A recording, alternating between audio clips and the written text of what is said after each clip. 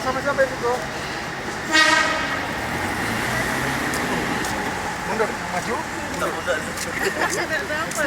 Awas. Awas ya. Potong dulu.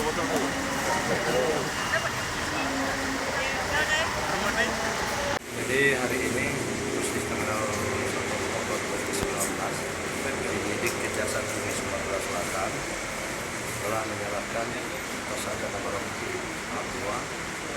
ke Kejaksaan Negeri Palembang kepada penyidik yang artinya berkas perkara penyidik Kejaksaan Tinggi Sumatera Selatan itu telah dapat dilengkapi. Jadi tahapan berikutnya dilakukan penyerahan kepada penuntut umum pada Kejaksaan Negeri Palembang. Dan Kejaksaan Negeri Palembang telah melakukan penahanan selama 20 hari tugas penahanan bukan.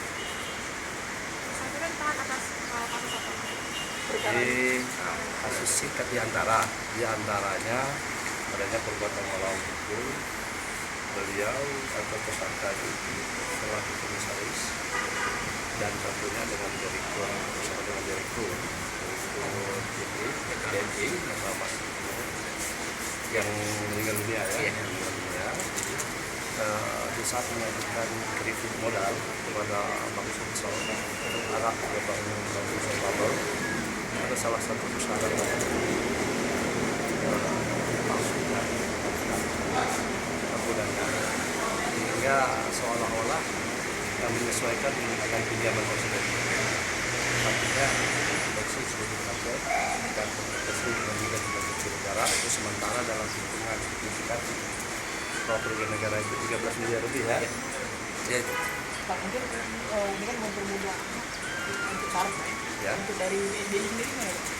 Ya. Ada oknum tertentu. Tapi jadi kita juga sudah kita konfirmasikan di dalam penyidikan belum ditemukan tersangka dari pihak Bank Sumsel.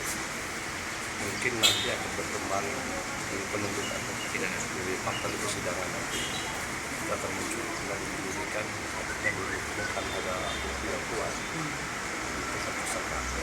Dan kami kira kalau di dalam penuntutan nanti di persidangan muncul fakta ada bukti keterlibatan manapun.